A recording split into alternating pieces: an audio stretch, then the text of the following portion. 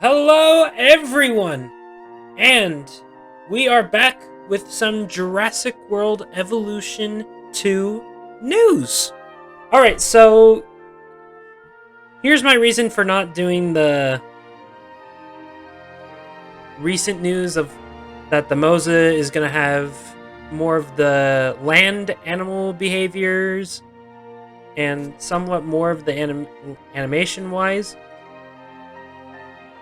Mostly because I just kind of felt like I was a little late on that. My apologies. I would have done it if I wasn't. Honestly, I was getting back into Planet Zoo due to their Africa pack, which they announced at least a few days ago. And it's actually coming out tomorrow. Or if you're watching this, could be today, could have been yesterday, could have been a few days ago, or a long while ago. Who knows? It's new.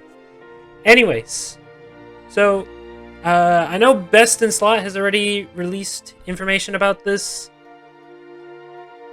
So Swerve. Other than that, let's get right into it. I really love how this looks. It gives it off that Jurassic Park / Jurassic World vibe. Plus, it kind of looks like a little bit of Camp Cretaceous in that one T-Rex scene. Well, actually, not one. There's a whole bunch of them. But anyways. Raptors hunt in packs. Everyone is so happy to hear about this. Exclusive first details for Jurassic World Evolution 2. Slight spoiler, a world of trouble is teased within Jurassic World's Fallen Kingdom Final Moments. Director Colin Trevorrow shows us what happens next in the little-known short film Battle at Big Rock, which gives the Thunder Lizards new territory to explore.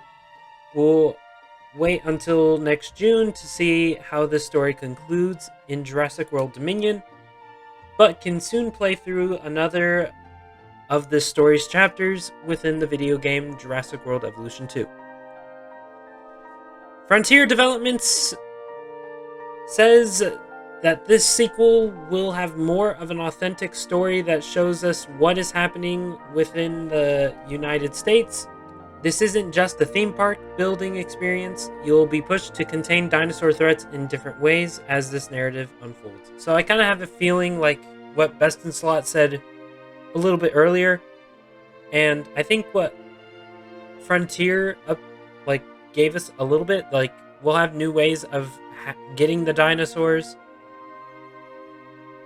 So possibly trying to go have a team go out there, try to capture and rescue them and bring them into captivity.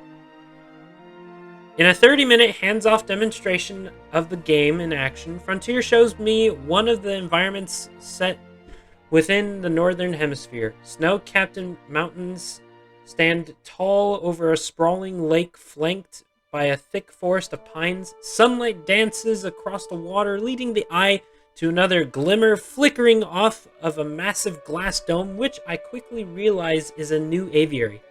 It's positioned next to the ominous peak of Jurassic World's Innovation Center, which sits next to a crowded street filled with gift shops, attractions, and swarms of people. Behind this commotion, I see movement within the tall pines. The necks of the Brachiosaurus bound slowly with them, looking oddly small given how tall the pines are. The game's director, Richard Newbold, tells me we are looking at a sandbox map which stretches across the entire screen. All of the maps the player has access are a lot bigger than the first game, he adds. There's a lot of more space available to build and place as many dinosaurs as possible. With changes to the territory system, they're going to need a lot more space in some instances, especially since there's a direct conflict between some species. It's not as easy to put as many dinosaurs in the same space. There's a lot of more balance that needs to be done, along with the forest theme. The player will make parks in desert settings, which you can see in some of the images, like this one. A Margosaurus in a desert environment. There is a clip. There is a clip. But I don't have Twitter, so I'm not going to be able to show that footage.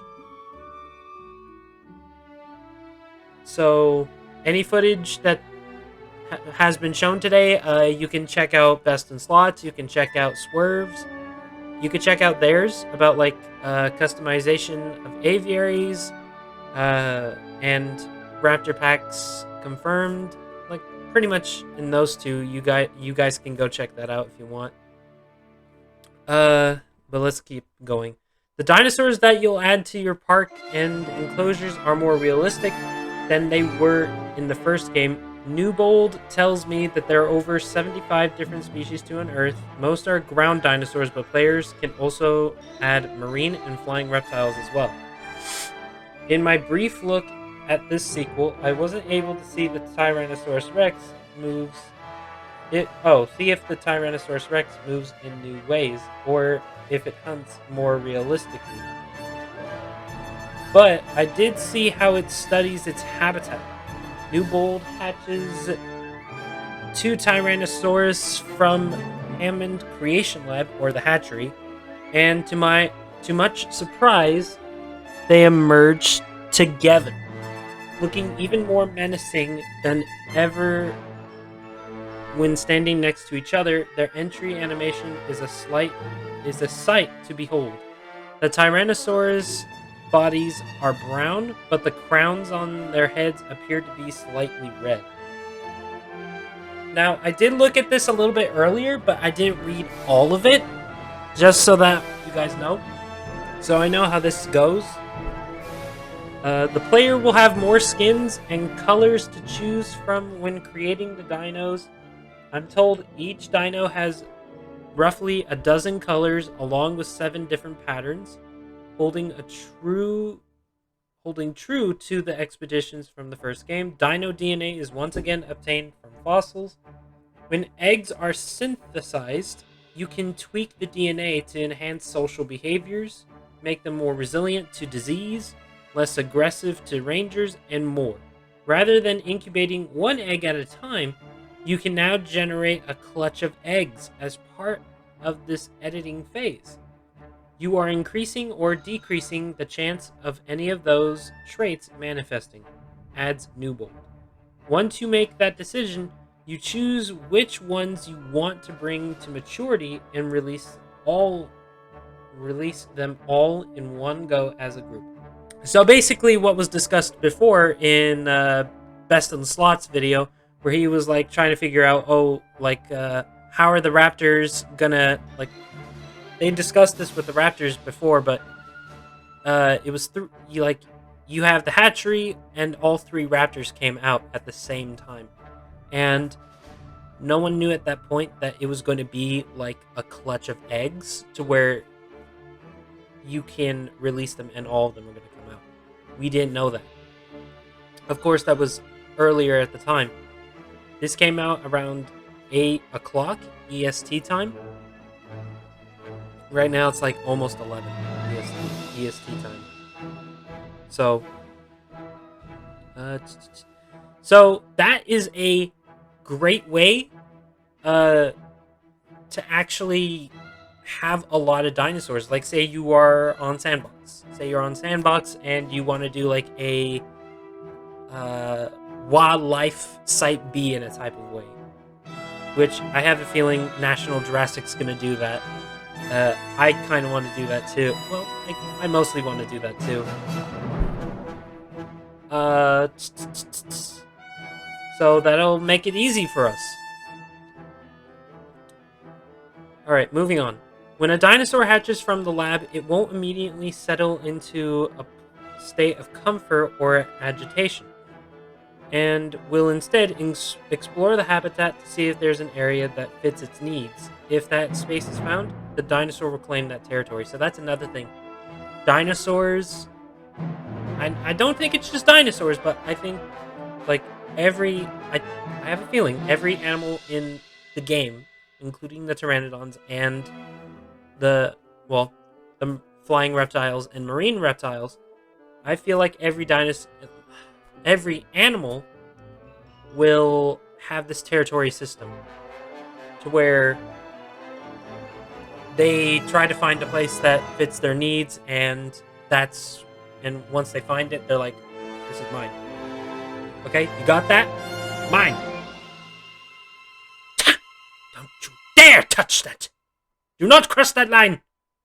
Oh, you crossed it, buddy. I'm coming after you! Yeah. I don't know why it was going into Irish there for a moment. I don't even think it was Irish, but anyways, But do you get the point? That's pretty much how it's going to go down, except they're not going to be talking. But that's exactly what's going to happen. The dinosaurs residing in distinct territories means that the player can set up a variety of areas within the same enclosed space and hopefully keep them comfortable. When a dinosaur is highlighted in an enclosure, the player will see its territory, which displays a white outline on the ground. Oh, that's really cool. So, in the territory, once you click, I think it's going to be like once you click on just any one of them, or maybe, it's sounding like just one of them, but I think it's going to mainly be the leader. So, I think if you click on the leader, it's just going to show the territory. And we don't know how big the territory is going to be, but it's probably going to be big enough to where they have a lot of space, they have a lot of food, they have a lot of water. I think that would be really nice. That's really nice to hear. And to hear that the maps are going to be much bigger than they were in the first one, I'm really happy about that. And I kind of have a feeling that it's kind of going to be like Planet Zoo in a way. In a way. Not entirely, but in a way. There we are. This system is dynamic, says Newbold. It's building up as the dinosaurs walk around this enclosure. As the Triceratops moves, it will move its territory in a new direction. As the old territory it created long ago starts to decay. It's walking toward things it needs: water, forest, and the ground fiber. It's not just about that, but also the territory of other dinosaurs in the area. Sometimes the species are complementary and they live together harmoniously, but other times the species will have conflicts. If there's an overlap in their territories, there may be behaviors between those two dinosaurs. They'll try to build their territory to their size. It's a dynamic system that puts a realistic connection between dinosaurs. This also means a species will rest together, socialize in more ways,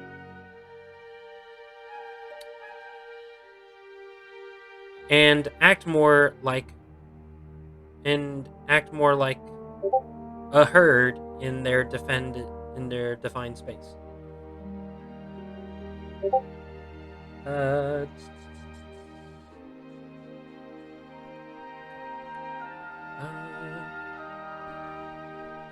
Frontier has made it easier for the player to implement change to these enclosures and has minimized the back and forth between menus and gameplay. Executive producer Adam Woods walks with me through this new system. I can quickly edit the environment with the landscaping tools, and you can see the dinosaur information is up left, so I can quickly reference it. He says you can see I need forest, so I can use the paintbrush tool to add trees. The forest needs are met as I do this. Herbivores. Oh, here we go. Now this I love to see. Now this I'm loving. I'm loving this right now. Herbivores now feed on the foliage and no longer require feeders. So you'll need to make sure you add the right plants when editing the terrain. For the Triceratops, the solution is the fibrous ground plant. The number of items that players can add to the enclosure is greatly expanded. I saw roughly a dozen different rocks, and there may have been more. So that is great, which is going to be great if you want to do like a wildlife type of thing. This is kind of like what Sanctuary should have been. in Claire's Sanctuary. This is kind of what it should have been, to where they just fed on the foliage. This is how it could have began, really, in real life. Look at the Nasutoceratops. Look at this. All the same pattern. Look at that. So you got two that are the same color, right? Both had the same pattern. But then you got this one. And you got this one. Sorry, I was moving with my finger instead of the mouse. But these two basically have the same skin. This one might be lighter. This one's a little bit darker, but it could be the same skin. Same pattern of the thrill. But look at this guy. He's green. He is greener, but the thrill is still the same.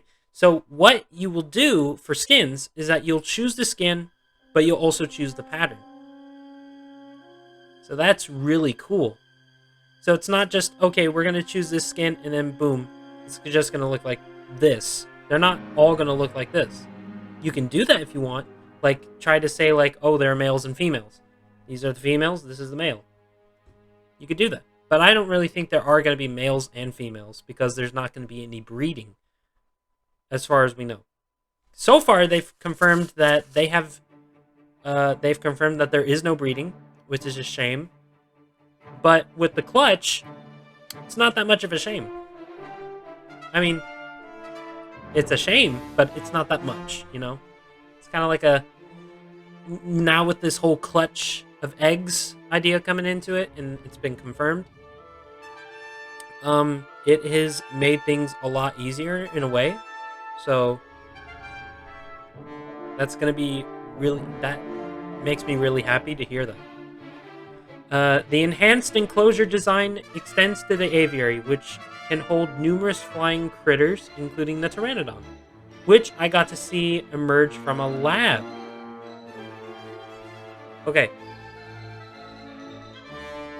I really hope the pteranodon has more of the behaviors of the marine reptiles and the dinosaurs as well, to where they don't just fly in the sky and say, "Ah, have a good time," and then you just see them rarely just flying overhead. I don't want to see that. Nobody wanted to see that. We wanted to see them pick up people, drop them, kill them.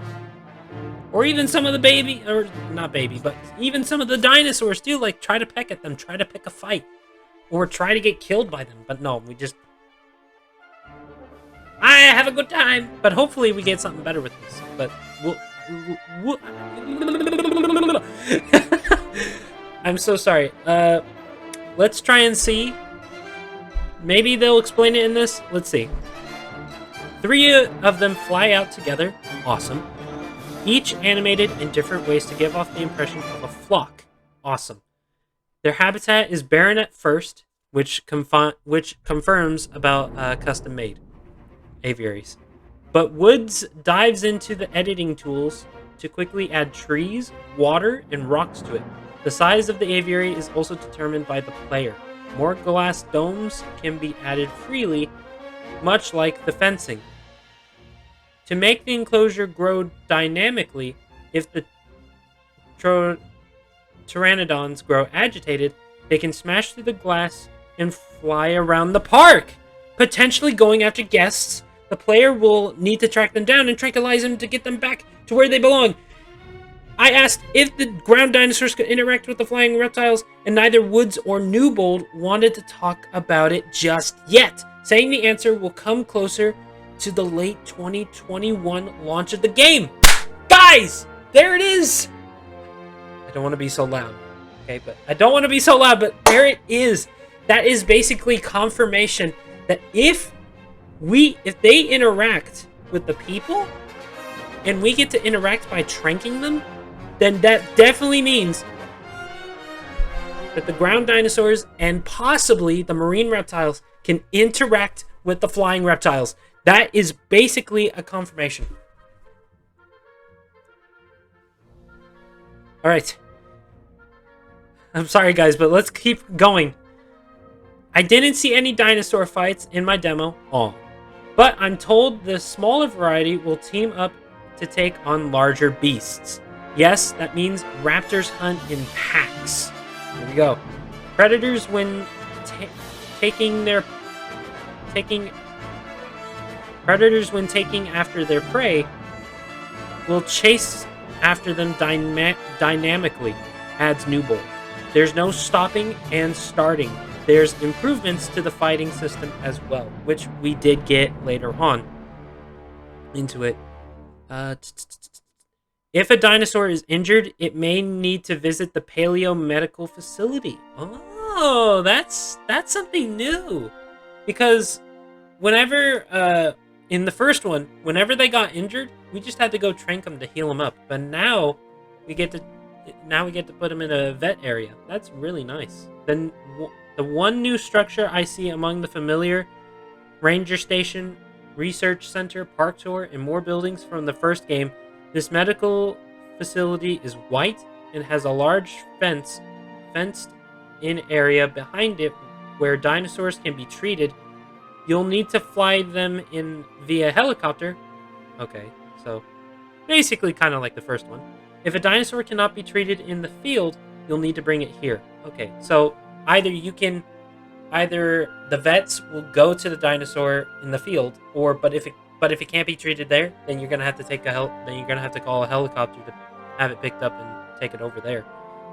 That is a great improvement. I really love that. The example I'm told is if one is seriously injured in battle, say like Tyrannosaurus Rex. Let's say they get into a big fight. What's a perfect example of that? Prehistoric Park. Let's say that, like Matilda and Terrence, they both fought each other, and Matilda basically beat her brother, but she got him so seriously injured. Spoiler! Oh yeah, spoiler if you haven't seen Prehistoric Park. But he got he was so seriously injured that they had to distract his sister, well, Nigel, or Nigel Marvin, if you guys don't know him. He had to divert Terrence's sister out of to get her out of there before she would actually try to kill him because dinosaurs can be cannibals. It was actually pretty normal for them, if you know that. Like Majungasaurus. Majungasaurus is a perfect example of dinosaur cannibalism. But the point is that I'm trying to say, like, in there, they couldn't handle him in the field, so they had to take him to the vet. And so they had to treat him there, which it took a long while, but in the end, it all worked out. But that's what I'm saying, like, if it doesn't work in the field, then you're going to have to take him to the vet. Like, to the vet building, to the medical facility. So, that I really like. The Paleo Medical Facility also comes in a unique vehicle called the Mobile Vet Unit, which you can freely control, just like all the other vehicles in the game. So basically, like last time, that is a great picture of the Troodons. But Troodons! Why did I say Troodon? Pteranodon! That is a great picture of the Pteranodon.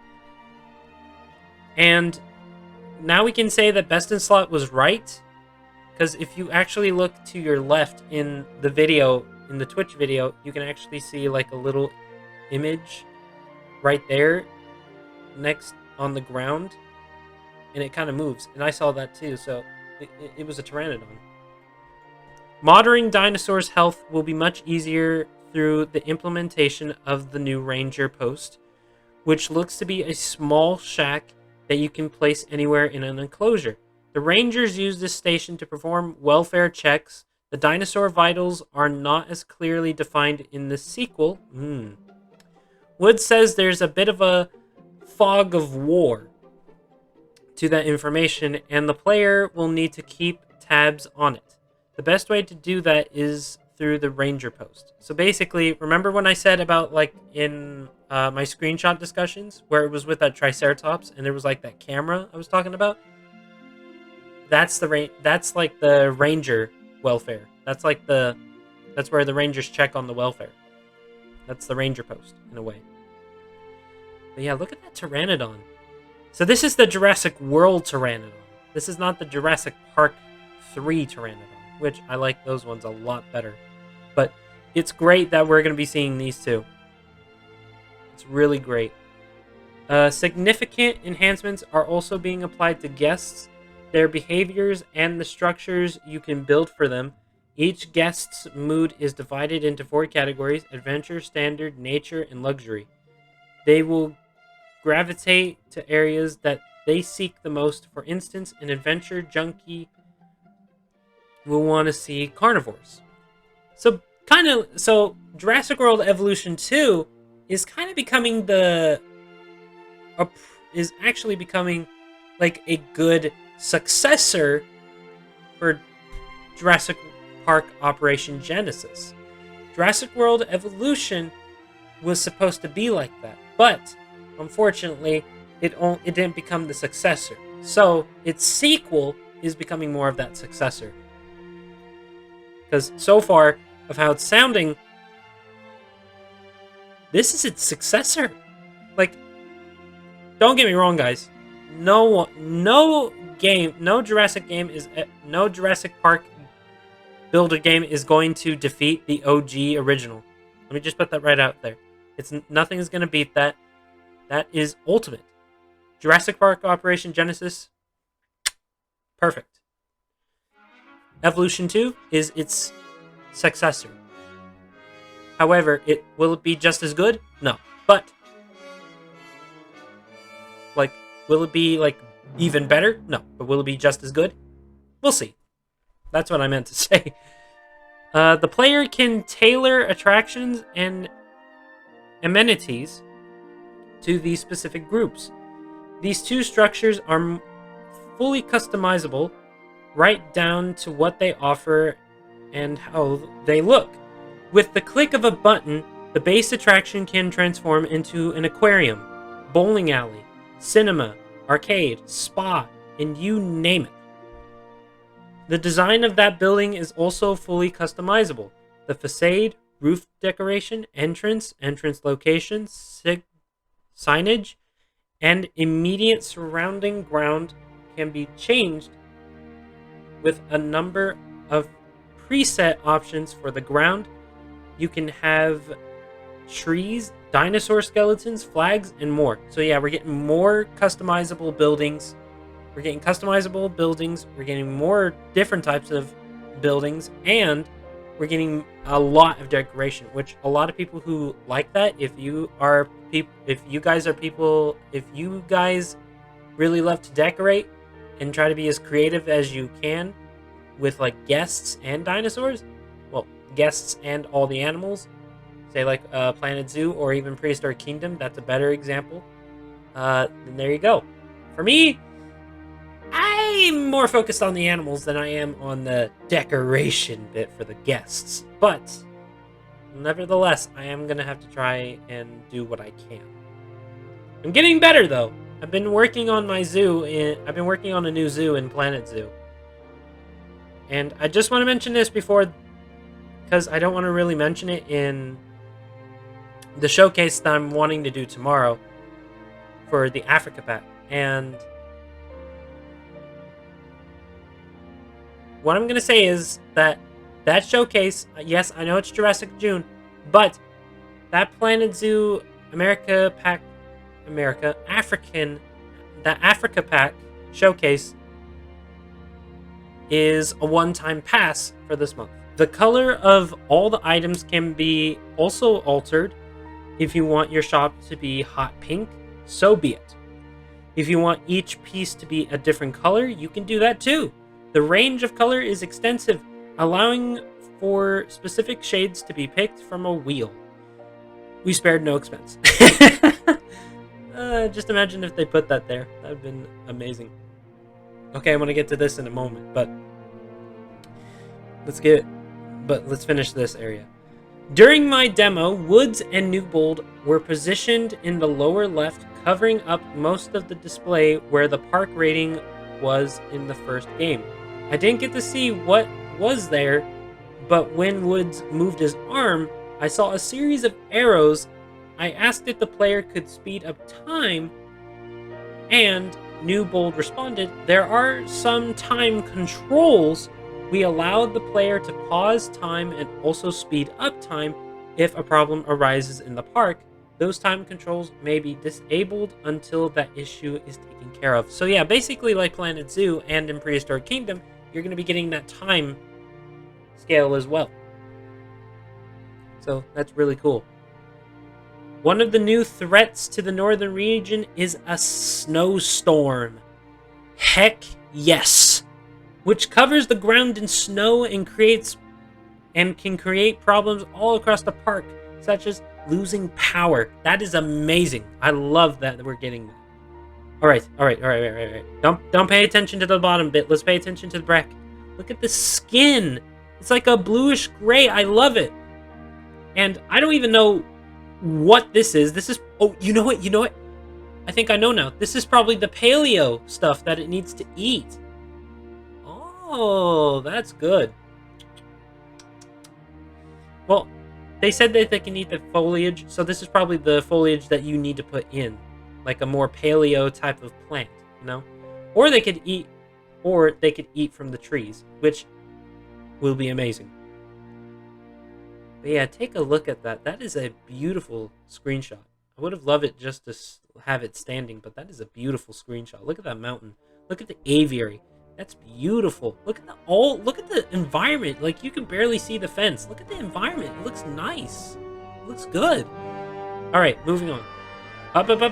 We're not looking at the dinosaurs I saw yet. Okay. Woods and Newbold walked me through a number of the game's new features, but wouldn't talk about others that were teased in the trailer. We know marine reptiles are in the sequel, but I didn't get to see them.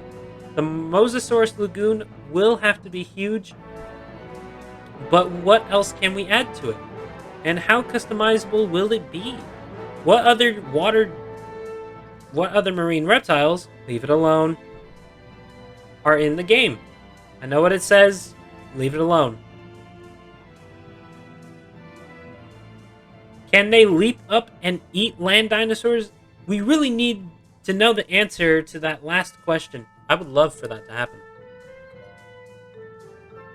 Details about game modes are also light at this time. I did, however, learn that contract missions from the first game aren't in the story campaign, but will be present in challenge mode. I am relieved by that. Okay, I get it. Like, everyone loves the contract missions, but in the story, we don't need those. We don't need those in the story. So that's going to be easing, so that I'm going to be like, oh, not so much in a panic as I was the last time. Now, guys, I know that you had never seen me do Jurassic World Evolution content before, mostly because I have it on my Xbox. You guys will be seeing this, however, because I'm putting this on my PC, not putting the first one on my PC, just so that you know. But let me bring this up to you guys very clearly. I was in much annoyance because they always kept popping up and I was in the story campaign. I always hated it. Plus, whenever it came up, there was always like a storm whenever it came up. So I was in a panic because of the storm, like tornado or the rainstorm, and they always came up and I was like, "Stop.